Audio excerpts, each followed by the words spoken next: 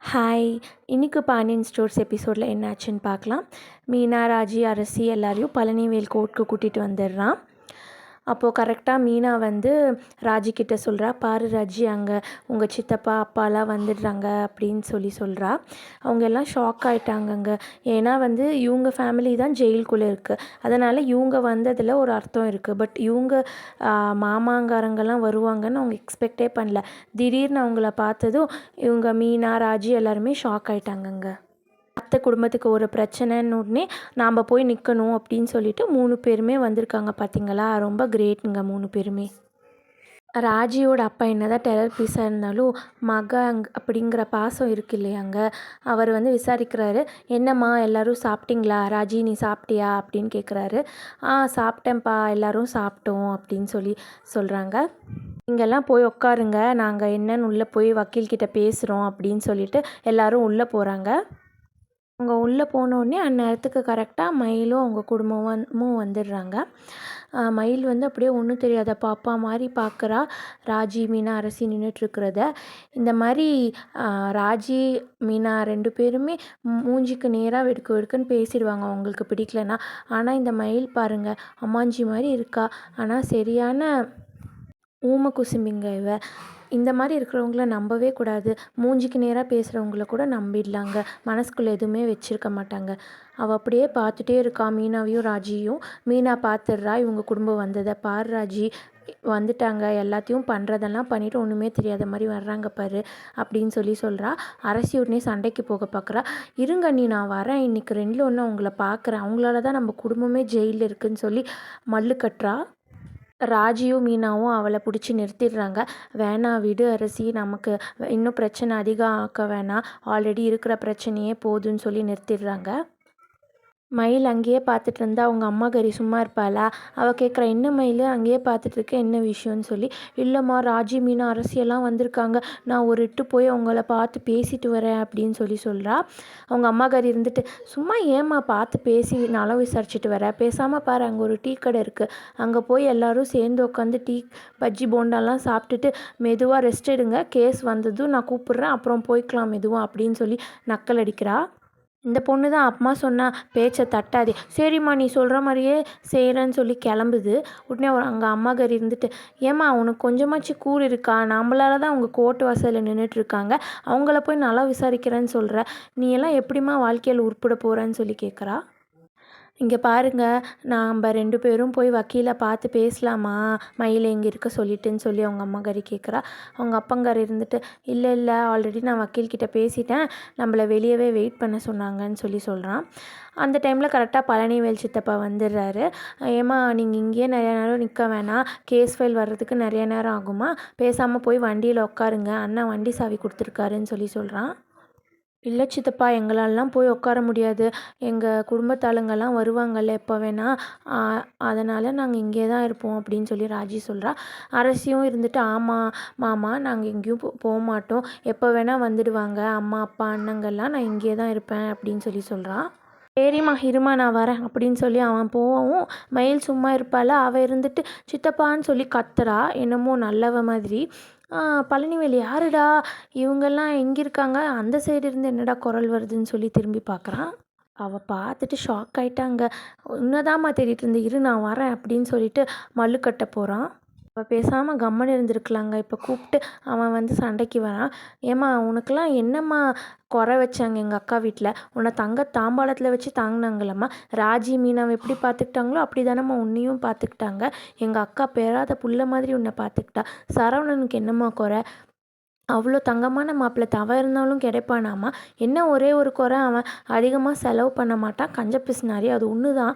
நீ அவன் வாழ்க்கை இப்போ இப்படி நாசம் பண்ண உனக்கு எப்படிம்மா மனசு வந்துச்சு, மொத்த குடும்பத்தையும் தூக்கி இல்லாத பொல்லாத கேஸெல்லாம் போட்டு உள்ளே தூக்கி வச்சுருக்க, நீங்கள்லாம் நல்லா இருப்பீங்களாம்மா அப்படின்னு சொல்லி சாபம் கொடுக்குறான். அவங்க அம்மாகாரி தான் சாபத்துக்குன்னே பெயர் போனவளாச்சே, என்னப்பா நீ இப்படியெல்லாம் பேசுகிற, கொஞ்சம் பார்த்து பேசு, இப்போ தானே ரீசெண்டாக உங்கள் அக்கா குடும்பம் உன்னை வந்து வீட்டை விட்டு வெளியே அனுப்பிச்சிச்சு, எல்லாத்தையும் மறந்துட்டியா நீ அப்படின்னு சொல்லி அந்த அம்மாகாரி கத்துது. ஏம்மா அது எங்கள் குடும்ப பிரச்சனை, எங்களுக்குள்ளே என்ன வேணால் இருக்கும், கேட்குறதுக்கு ஆள் இல்லைன்னு நினச்சிட்ருக்கியா நீ, எங்கள் அக்கா குடும்பத்துக்கு ஏதோ ஒன்றுனா நாங்கள் வருவோம், நாங்கள் எல்லோரும் இருக்கோம், உங்களை சும்மா விட மாட்டோம், நீங்கள் பண்ணதுக்கு உங்களுக்கு தக்க தண்டனை கிடைக்கும், நீங்கள் இவ்வளோ பொய் சொல்லியிருக்கீங்க, அப்படியே கோர்ட் உங்களை சும்மா விட்டுருன்னு நினைக்காதீங்கன்னு சொல்லிட்டு சண்டைக்கு போகிறாரு. எல்லோரும் பிடிச்சி இழுக்கிறாங்க, அரசி, ராஜி, மீனா எல்லோரும். வேணாம் சித்தப்பா வந்துடுங்க, வேணாம் மாமா வந்துடுங்க, நீங்கள் இவ்வளோ சண்டை போட்டிங்கன்னா இதுக்கும் சேர்த்து ஏதோ கேஸ் போட்டு விட்டுருவாங்க, நமக்கு எதுக்கு பிரச்சனை, இருக்கிற பிரச்சனையே போதும் அப்படின்னு சொல்லிட்டு இழுத்துட்டு வந்துடுறாங்க. கரெக்டாக அப்போது இவங்க ஜெயிலில் வச்சுருந்தாங்க இல்லையா, அவங்க அப்பா, அம்மா, அண்ணனுங்க எல்லாரையும் கூட்டிகிட்டு வர்றாங்க கோர்ட்டுக்கு போலீஸு. எல்லோரும் வந்து ரொம்ப சோகமாக இருக்காங்க. ராஜி, மீனா, அப்புறம் அரசி எல்லோரும் அவங்க அத்தை, மாமா, அண்ணனுங்க எல்லாரையும் பார்த்து சோகமாக இருக்காங்க. இந்த மயில் அப்படியே நல்லவ மாதிரி மாமா மாமா அப்படின்னு உருகுறா. அவங்க அம்மா இருந்துட்டு பிடிச்சிக்கிறா, மயில் சும்மா இரு, அமைதியாக இருன்னு சொல்லிட்டு. அவன் புருஷங்காரன் நோட்டை விட்டுட்டே போகிறான். ஏண்டி பண்ணுறதெல்லாம் பண்ணிவிட்டு மாமான்னு சொல்கிறியா, இருடி உன்னை வச்சுக்கிறேன் அப்படின்னு சொல்லிட்டு ஒரு லுக்கு மட்டும் விட்டுட்டு போகிறான். அவங்க தம்பிக்காரங்களும் அண்ணின்னு கூட பார்க்காம அப்படியே ஒரு மாதிரி தான் பார்க்குறாங்க.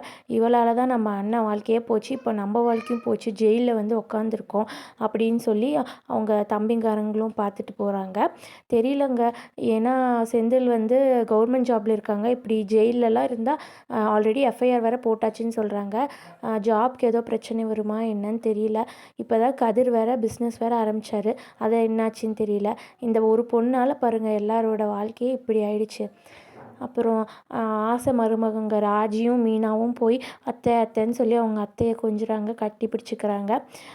ஆனால் அவள் வந்து ஹாஸ்பிட்டலில் இது ட்ரிப்ஸ் ஏறிட்டு இருந்துச்சுன்னு சொல்கிறாங்க. ஆனால் கையில் அதெல்லாம் இருக்கும்ல, அதெல்லாம் அவங்க பார்க்கலையா என்னன்னு தெரியல. அத்தை மாமாவை பார்த்துட்டு அந்தாண்ட திரும்பினா அவங்க செந்தில் இருக்காங்க. உடனே என்னங்கன்னு சொல்லிட்டு மீனா போய் கட்டி பிடிச்சிடுறா. ராஜி போய் கதிரை பிடிச்சிக்கிறா. எல்லாருக்கும் கஷ்டமாக இருக்குல்லங்க, இந்த மயில் பண்ண வேலையால் இவங்க புருஷங்கள்லாம் சம்மந்தமே இல்லாமல் போய் ஜெயிலில் உட்காந்துருக்காங்க. இப்போ கூட அந்த நகை விஷயம் தெரிஞ்சு ராஜியும் மீனாவும் அமைதியாக தானே இருக்காங்க. அப்படி அமைதியாக இருந்ததுக்கு இவங்க புருஷங்களையே கொண்டு போய் ஜெயிலில் வச்சுருக்க அந்த அம்மாகாரி, நாங்கள் இருக்கோங்க்கா, நீ எதுக்கும் கவலைப்படாதங்கிற மாதிரி பழனிவேல் வந்து அவங்க அக்காவுக்கு ஆறுதல் சொல்கிறான். அவங்க அண்ணங்காரங்க, பெரிய அண்ணங்காரனும் சின்ன அண்ணங்காரனும் தூரத்துலேருந்து கோமதிக்கு கண்ணாலேயே ஆறுதல் சொல்கிறாங்க. பரவாயில்ல, அவங்க பெரிய அண்ணங்காரனும் சின்ன அண்ணங்காரனும் பக்கத்தில் வரலங்க. ஏன்னா இந்த எபிசோடில் ஒரு ட்விஸ்ட் இருக்குங்க, அவங்க வராததும் ஒரு விதத்தில் நல்லது தாங்க. அப்புறம் இவங்கெல்லாம் பேசிகிட்டு இருக்கவும் போலீஸ்காரம்மா கொஞ்ச நேரம் பார்த்துட்டு வாங்கம்மா உள்ளே போகலாம் அப்படின்னு கூட்டிகிட்டு போகிறாங்க. இருங்க இன்னும் கொஞ்சம் நேரம் பேசுகிறோம் அப்படின்னு சொன்னதுக்கு, இது ஒன்றும் உங்கள் வீடு இல்லைங்க, நினச்ச மாதிரி பேசுகிறதுக்கு, கோர்ட்டுங்க எதாக இருந்தாலும் வெளியே வந்தப்புறம் பார்த்துக்கோங்க அப்படின்னு சொல்லிட்டு அந்த அம்மா கூட்டிகிட்டு போயிடுது. இந்த மயில்காரி நல்லவளா கெட்டவளானே தெரிலங்க, போகிறப்ப கூட மாமா மாமான்னு சத்தம் போடுறா. இந்த பெரிய அண்ணங்காரனும் சின்ன அண்ணங்காரனும் வெளியே நின்று பேசிகிட்டு இருக்காங்க. அதை வந்து மயிலோட அம்மாகாரி பார்த்துடுறா. அவங்க அப்பாக்காரனும் பார்த்துட்டு, என்ன பாக்கியம், அவங்க இந்த குடும்பத்துக்கு ஆகாதில்ல, பாண்டியன் குடும்பத்துக்கு, இவங்க இங்கே என்ன பண்ணுறாங்கன்னு சொல்லி கேட்குறா. அவங்க அப்பங்காரர் இருந்துட்டு, இல்லை பாக்கியம், நம்ம சம்மந்தி குடும்பம் வந்து எதிரி தானே அவங்களுக்கு, அதனால் அவங்க எப்படி வந்து கோர்ட்டில் அவமானப்படுறாங்க, கோர்ட்டுக்கும் வீட்டுக்குமா எப்படி நம்ம அலைய விடுறோன்னு பார்த்து ரசிக்கிறதுக்கு வந்திருப்பாங்கன்னு நினைக்கிறேன் அப்படின்னு சொல்லி அவங்க அப்பங்காரன் சொல்கிறான். அவங்க அம்மாக்காரி, சரி நாம் போய் அவங்கக்கிட்ட பேசலாம், நீ இரு மயிலுன்னு சொல்லி தனியாக விட்டுட்டு போகிறான். மயில் அப்படியே பாருங்கள், சின்ன பாப்பா பாருங்கள், அம்மா எனக்கு பயமாக இருக்குமா போகாத அப்படின்னு சொல்கிறா. என்ன மயில் நீ பயப்படாத, இங்கே தானே இருக்கோம், இரு நாங்கள் வந்துடுறோம் அப்படின்னு சொல்லிட்டு 2 பேருமே அங்கே போகிறாங்க அவங்கக்கிட்ட பேசுகிறதுக்கு. நல்ல வேலைங்க, இவங்க போலீஸ் ஸ்டேஷனில் கம்ப்ளைண்ட் கொடுத்ததோடு சரிங்க, போலீஸ் ஸ்டேஷன் பக்கத்துலேயே வரல தானே, அதனால இவங்க அண்ணங்காரனும் தம்பிக்காரனும் போலீஸ் ஸ்டேஷனில் அவங்களுக்காக பண்ண ஹெல்ப்பெல்லாம் இவங்களுக்கு தெரியாது. இவள் ஒன்றுமே தெரியாத மாதிரி, நீங்கள் இங்கே என்ன பண்ணுறீங்க, உங்களுக்கு இங்கே என்ன வேலை அப்படின்னு சொல்லி ஒன்றுமே தெரியாத மாதிரி போய் கேட்குறா. நான் தான் சொன்னேன்ல பாக்கியம், உங்கள் அப்பங்கார் இருந்துட்டு, நான் தான் சொன்னேன்ல பாக்கியம், நம்ம சம்மந்தி குடும்பம் இவங்களுக்கும் எதிரி குடும்பம், அதனால தான் எதிரிக்கு எதிரி நண்பன், அவங்க வந்து நாம் எப்படி அவங்கள கோர்ட்டுக்கும் வீட்டுக்குமா அலைய விடுறோன்னு பார்த்து ரசிக்கிறதுக்காக வந்திருக்காங்க, கோர்ட்டில் அவங்க படுற அவமானத்தெல்லாம் இவங்க பார்த்து ரசிப்பாங்க இல்லையா, அதனால தான் வந்திருக்காங்கன்னு சொல்லி அவங்க அப்பங்காரன் சொல்கிறான். நீங்களே பாருங்கள், எங்கள் பொண்ணை எவ்வளோ கஷ்டப்படுத்துனாங்க அவங்க, உங்கள் வாழ்க்கையிலையும் அவங்க எவ்வளோ விளையாடி இருக்காங்க. அந்த அரசி பொண்ணு உங்கள் வீட்டில் வந்து உட்காந்துட்டு உங்கள் கண்ணில் விரல விட்டு ஆட்டினா தானே, அதெல்லாம் ஞாபகம் இருக்குது தானே உங்களுக்கு, உங்கள் குடும்பத்தையும் இந்த குடும்பம் எவ்வளோ படாத படுத்திருக்கு. இப்போ பாருங்கள், நாங்கள் வந்து அவங்கள ஜெயிலில் போய் வச்சுருக்கோம். எங்களுக்கு நீங்கள் உதவி செய்யணும். எதிரிக்கு எதிரி நண்பன் அப்படின்னு சொல்லிகிட்ருக்கா. உடனே அவங்க சின்ன அண்ணங்காரன் போக பார்க்குறான். பெரிய அண்ணங்காரன் பிடிச்சி நிறுத்திடுறான். இரு இரு பொறுமையாக இருன்னு சொல்லிட்டு. இதை பாருங்கள், இந்த சந்தர்ப்பத்தில் நாம் 2 பேரும் ஒத்துமையாக இருக்கலாம். அங்கே கோர்ட்டில் வந்து உங்களை கூப்பிட சான்ஸ் இருக்குது. நீங்கள் எதிர் வீடுங்கிறதுனால நீங்கள் வந்து எங்களுக்கு சாதகமாக பேசணும் அப்படின்னு சொல்லி அவங்க அம்மாக்காரி சொல்கிறா. என்ன கூப்பிட்றது என்ன பாக்கியம், நாம்ளே நம்ம வக்கீல்கிட்ட சொல்லி கூப்பிட சொல்லலாம் அப்படின்னு சொல்கிறா. ஆமாம் ஆமாம், அதுவும் நல்ல ஐடியா தான் சொல்லி அவங்க அம்மாக்காரி சொல்கிறா. நீங்கள் தானேங்க இந்த ஐடியாவே கொடுத்தீங்க எங்களுக்கு. நீங்கள் சொன்னதுனால தான் எங்களுக்கு இந்த யோசனையே வந்துச்சு. அதனால தான் நாங்கள் போலீஸ் ஸ்டேஷன் போய் கம்ப்ளைண்ட் கொடுத்தோம். இப்போ இங்கே கோர்ட் வரைக்கும் வந்து நின்று இருக்கோம். நீங்கள் தயவு செஞ்சு எங்களுக்கு சாதகமாக சாட்சி சொல்லி எங்கள் பொண்ணு வாழ்க்கையை காப்பாற்றுங்க. அதனால் உங்களுக்கும் அவங்கள பழிவாங்கின மன நிம்மதி கிடைக்கும். எங்கள் பொண்ணு வாழ்க்கையும் நல்லா இருக்கும். நீங்கள் 2 பேரும் எங்களுக்கு சாதகமாக தான் பேசணும் கோர்ட்டில் அப்படின்னு சொல்லி அவங்க அம்மாக்காரி அவங்கள அப்படியே மண்டைய கழுவ பார்க்குறா. அவங்க அப்பங்காரன் அதுக்கு மேலே, "பண்ணுவாங்க பாக்கியம். எதிரிக்கு எதிரி நண்பன். நம்மளுக்கு பண்ணாமல் வேறு யாருக்கு பண்ண போகிறாங்க? அவங்களும் இந்த நாளுக்காக தானே காத்திருந்தாங்க. யாராச்சும் வந்து அவங்கள ஜெயிலுக்கு அனுப்ப மாட்டாங்களா குடும்பத்தோடன்னு சொல்லி அவங்க எவ்வளோ நாளாக காத்துட்டு இருந்திருப்பாங்க. இப்போது வந்த சந்தர்ப்பத்தை விடுவாங்களா? நீ கவலைப்படாத பாக்கியம். நம்மளுக்கு தான் சப்போர்ட் பண்ணுவாங்க." அப்படின்னு சொல்லி அவங்க அப்பங்காரனை ஏற்றி விடுறான். முதல் நாள் நைட் என்னென்னா, அப்படியே நாம் தப்பு பண்ணிட்டோமான்னு சொல்லி பேசினா, அந்த அப்பங்காரன் சரியான ரூஸாக இருப்பான் போலங்க. எங்களுக்கு தான் நீங்கள் சப்போர்ட் பண்ணுன்னு சொல்லி வாக்கு கேட்குறா. அதுக்கு சின்ன அண்ணங்காரன் அப்படியே சண்டை போட போகிறப்போ, பெரிய அண்ணங்காரன் இல்லை இல்லை நாங்கள் சப்போர்ட் பண்ணுறோம் அப்படின்னு சொல்லிட்டு சின்ன அண்ணங்காரனை தடுத்துடுறான். அவன் பண்ணது கரெக்டு தாங்க. ஏன்னா இவங்கக்கிட்ட ரொம்ப நம்ம ஜென்யூனாக இருந்தால் இவங்க வேறு வழியில் போவாங்கன்னு சொல்லி அப்படியே இந்த மாதிரி பிளான் பண்ணுறான் பெரிய அண்ணங்காரன். அந்த பொம்பளையும் நம்மளுக்கு சப்போர்ட் பண்ணுறேன்னு சொல்லிட்டாங்கய்யா, இது போதும் நமக்கு, நமக்கு எல்லாமே கரெக்டாக நடக்குது, நமக்கு சாதகமாகவே நடக்குது அப்படின்னு சொல்லிட்டு போயிட்டா. அவன் இல்லை பண்ண மாட்டேன்னு சொல்லியிருந்தா இந்த பொம்பளை உஷாராயிருக்கும். அந்த பெரிய அண்ணங்கார சொன்னது கரெக்டு தான். இங்கே மயில் ஒன்றுமே தெரியாத மாதிரி, எங்க அங்கே பேசுகிறது இங்கே கேட்காதாங்க, எதிரில் தான் நின்றுட்டுருக்காங்க. என்னமோ பேசினவங்க கிட்ட போயின்னு ஒன்றும் தெரியாத பாப்பா மாதிரி கேட்குறா. இவள் ஆக்டிங்க்கு அளவே இல்லைங்க. இவள் கடைசி வரைக்கும் நல்லவளா கெட்டவளானே புரிஞ்சிக்க முடியாத கேரக்டராக இருக்கா. என்னமோ பேசிட்டு போகிற மயிலு, அதெல்லாம் உனக்கு இப்போ எதுக்கு? நீ ஒழுங்காக உள்ளே போய் நாங்கள் சொன்னதை மாதிரி சொல்கிற. அப்போ தான் உனக்கு வந்து உங்கள் மாமா கூட வாழ வாய்ப்பு கிடைக்கும். இந்த கோர்ட்டு கேஸுக்கெல்லாம் பயந்துட்டு அவங்க நம்மக்கிட்ட சமாதானப்படுத்த வருவாங்க. அப்போ நாம் வந்து நீங்கள் டிவோர்ஸை வாபஸ் வாங்குங்க, நாங்கள் கேஸை வாபஸ் வாங்குகிறோன்னு சொல்லி 2 பேரும் பேசி வச்சுக்கலாம். அப்புறம் எல்லா பிரச்சனையும் முடிஞ்சிடும். அவ்வளோதான், நீயும் உங்கள் மாமா கூட போய் சேர்ந்து வாழலாம் அப்படின்னு அவங்க அம்மாக்காரி சொல்கிறா. மயில் இருந்துட்டு சரிம்மா நீ சொல்கிற மாதிரியே செய்கிறேன் அப்படின்னு தலையை ஆட்டுறா. இங்கே தலையை ஆட்டிட்டு உள்ளே போய் அவங்க அத்தையை பார்த்தேன், மாமாவை பார்த்தேன், அவங்க உன்னை நடத்தினதெல்லாம் ஞாபகம் வந்துடுச்சு, பொய் சொல்ல மனசு வரல அப்படி இப்படின்னு சொல்லி நீ எதையும் சொதப்பி வச்சுட்டா, நானும் உங்கள் அப்பாவும் ஜெயிலுக்கு போயிடுவோம். அப்புறம் உங்கள் மாமா கிட்டேருந்து உனக்கு டிவோர்ஸ் வந்துடும். உங்கள் மாமாவுக்கு வேறு பொண்ணை பார்த்து கல்யாணம் பண்ணி வச்சுடுவாங்க. இதுக்கு உனக்கு சம்மதம்னா உன் இஷ்டப்படி பண்ணு அப்படின்னு சொல்லுவாள். இல்லை இல்லைம்மா நான் நீ சொன்னபடியே பண்ணுறேன்னு சொல்லி அவளும் ஒத்துக்கிறா. இப்போது கோர்ட்டில் வந்து இவங்க கேஸ் ஃபைல் எடுத்து படிக்க ஆரம்பிச்சிட்டாங்க. எல்லோரும் வந்து அசெம்பிள் ஆகிட்டாங்கங்க. ராஜி, அரசி, மீனா, அப்புறம் மயிலோட குடும்பத்தாளுங்க, அப்புறம் இந்த அக்யூஸ்டாக ஃப்ரேம் பண்ணியிருக்கிற கோமதி, பாண்டியன், அப்புறம் உங்கள் பசங்க எல்லோரும் வந்துட்டாங்க. அப்புறம் மற்ற சாட்சி எல்லாருமே இருக்காங்கங்க. ஒருத்தராக கூப்பிட்டு விசாரிப்பாங்க போலங்க. என்ன நடக்குதுன்னு பார்க்கலாம். மனசு ஃபுல்லாக வன்மத்தோடு உட்காந்துட்டு இருக்காங்கங்க இந்த தங்கமயில் குடும்பத்தாளுங்க. இப்போது ஜட்ஜ் வந்து தங்கமயிலை வர சொல்கிறாரு.